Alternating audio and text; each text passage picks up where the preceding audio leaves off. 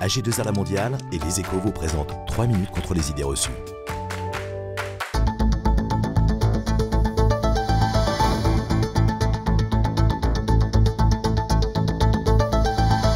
Bonjour et bienvenue dans notre émission AG2R La Mondiale Les Échos consacrée à la protection sociale et patrimoniale, 3 minutes contre les idées reçues.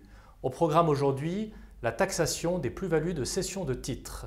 Et pour en parler avec nous, Emmanuelle Fenalagheni, avocate chez CMS Bureau Francis Lefebvre. Emmanuelle Fenalagheni, bonjour. Bonjour. Première idée reçue, elle vient de la loi de finances. Aujourd'hui, les plus-values de cession de titres sont taxées au barème de l'impôt sur le revenu. Au barème progressif, oui, c'est une véritable révolution. Nous étions avant taxés à un taux forfaitaire, qui n'était pas si élevé que ça, et aujourd'hui l'imposition se fait au barème progressif. Mais, et c'est important, les contribuables qui acceptent de conserver leur titre pendant quelques temps bénéficieront d'un abattement qui s'échelonne entre 20% et 40%. À part ça, on se souvient du fameux épisode des pigeons. Alors, effectivement, il y a aussi un taux forfaitaire qui a été mis en place par le législateur en faveur de ces fameux contribuables dits des pigeons qui se sont insurgés contre cette imposition effectivement beaucoup plus lourde qu'auparavant. Et ils bénéficient aujourd'hui, à condition donc d'être dirigeants ou salariés d'une entreprise dont ils détiennent les titres, d'un taux forfaitaire de 19% pour lequel ils doivent opter. Attention, que l'on soit au barème ou que l'on opte pour les 19%, il faut ajouter 15,5 points de prélèvements sociaux, ce qui est tout de même assez important.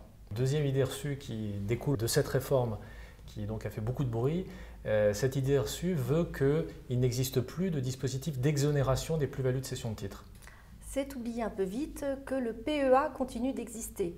Certes, on ne peut pas mettre de titre au-delà d'un certain montant, d'un plafond qui n'est pas si élevé. Les dirigeants d'entreprise non plus ne peuvent pas mettre les titres de leur entreprise dans le PEA, puisque toute personne disposant d'une participation substantielle dans une société, donc plus de 25%, ne peut pas loger les titres dans le PEA, mais ça reste néanmoins un produit particulièrement intéressant puisque l'exonération est de mise et que le retrait après 8 ans de PEA ou la clôture d'un PEA au bout de 8 ans vous exonère complètement sur ces plus-values de cession.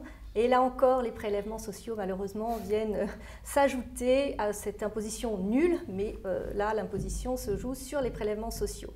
Et puis, il existe un deuxième régime qui, loin d'avoir été supprimé par le législateur, a au contraire été prorogé jusqu'en 2017. C'est celui qui s'applique aux dirigeants qui souhaitent partir à la retraite et qui, à cette occasion, cèdent leurs titres. Ils bénéficient alors, pour peu qu'ils aient gardé les titres pendant 8 ans, d'une exonération complète de l'impôt sur le revenu. Là encore, prélèvements sociaux s'appliquent. Troisième idée reçue, les schémas d'optimisation qui ont été à l'honneur aussi à la fin de l'année dernière auraient été privés d'effet par le gouvernement et notamment le schéma de donation-cession de titres. Alors pour commencer d'ailleurs, est-ce que vous pouvez nous expliquer en quoi il consiste ? Eh bien, vous êtes un contribuable, vous avez un beau portefeuille titres et vous souhaitez aider vos enfants. Vous avez le choix entre céder les titres, être imposé, comme on l'a vu aujourd'hui assez lourdement, et donner ce qui reste à votre enfant.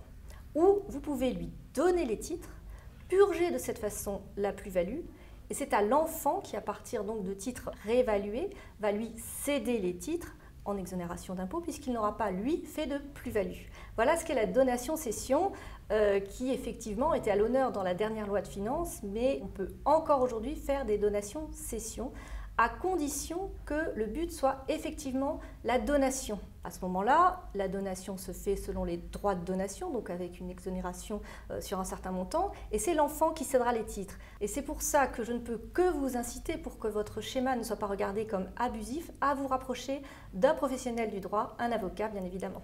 Se faire conseiller donc. Voilà. Emmanuelle Fenalagheni, merci. Et à très bientôt pour une prochaine émission AG2R La Mondiale Les Échos, 3 minutes contre les idées reçues.